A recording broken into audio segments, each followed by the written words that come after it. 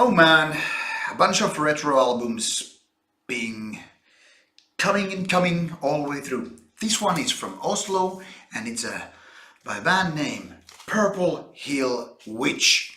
Let's take a look at this album called Celestial Cemetery, a second album by these Norwegian guys acting as a trio and making very traditional doom metal. Now I must say that I didn't hear the previous album, which I was told, or basically written by a colleague, that it was more sludge or kind of a stoner thingy. But this one is said to be their first traditional doom metal, and I can pretty much, agree with that because this one is retro as it can get. This one is straight from the 70s, at least when it comes to the production and sound, and even the style is very old school, old-fashioned even.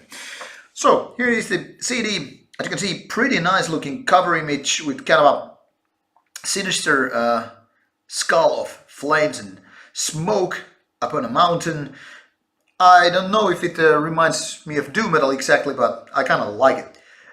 On the other page, which is also the back side of the booklet, here's the trio of these band members and the lineup and all the basic stuff. Inside, just lyrics.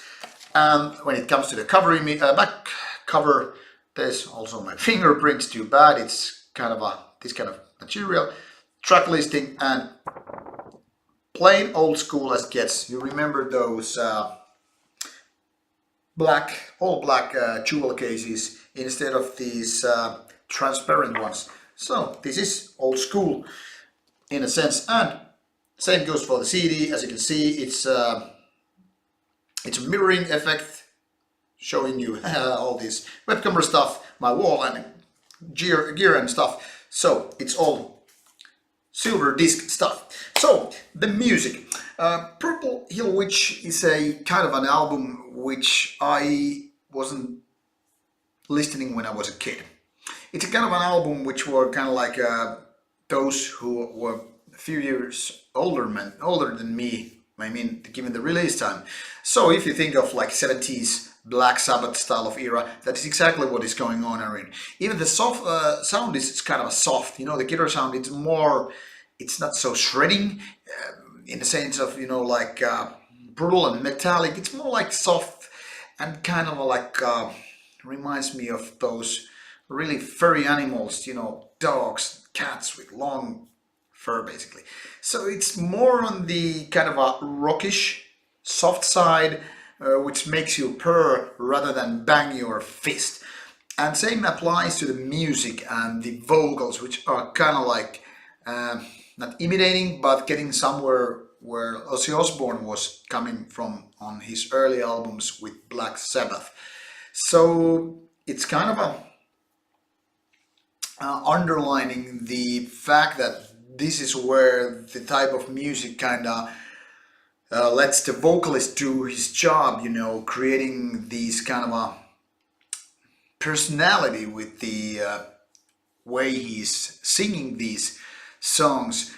But it's not like we have next Ronnie James Dio here. The vocals, these are okay, but not like great. I want to hear more of this Bruce Dickinson type of guy. Now the music is, like I said, it's very retro in the sense there's nothing new here. But meanwhile, there's some bands that, can't basically decide whether they want to sound like it's 2017 or whatever, or like 80s or late 70s and stuff.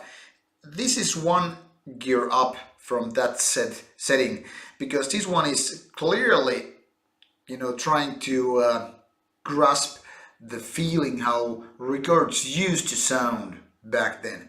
Now, I don't know if it's good or bad thing per se, because it's all obviously up to person in question. In my opinion, this is even too soft for its own good. What I'm saying here is this is kind of a more rock than metal, and this is of course kind of a dividing factor among the audience. Some might think this is just way too pussy or too light for for this kind of metal, while some people are probably just, yeah, this is how I want to do it. It's kind of like cult rock meeting doom metal in my green stuff here and all that stuff. So it's a kind of a defining factor for this album. But that is no problem in the sense of these riffs and these songs on the album, because I think it's, well, it's okay. Let's put it this way. While it's okay to listen to it, I can totally, spend my time listening to album, I find hard time actually enjoying it. And it's not so much about being retro, because even though I said something about retro music being kind of lazy and not, having this kind of how to put it, kind of a reaching at the own way, creating this own kind of music while sounding old school. I think the problem is still there, that no matter what's the style is it retro, is it modern, is it somewhere in between, no matter what the style is, you just have to have good songs. And in my opinion, this album slightly fails at that. Given it's a better than average album, it's totally okayish. So it's something like if somebody put it on a CD player or plays on Spotify or YouTube or whatever, it's like, yeah, I can listen to this while maybe having a beer or whatever. But it's not like my choice of a CD for me to hang out with my friends and, hey guys, listen to this Oslo-based Norwegian trio which just sounds so 70s. I don't know, maybe I lack the hair, maybe I lack the attitude, maybe it's just a bit too sloppy. But if you're a hardcore Doom fan, if you truly like old school Doom metal, if you like the traditions, the nostalgia and all that stuff, this is definitely something you should check out. For others, maybe it's even too retro, too 70s for a taste. That's my opinion on this one. Go check it out if you're a doomer, otherwise skip it. And that's all from me right now. Stay metal, stay brutal, keep those shredders loaded. Bye.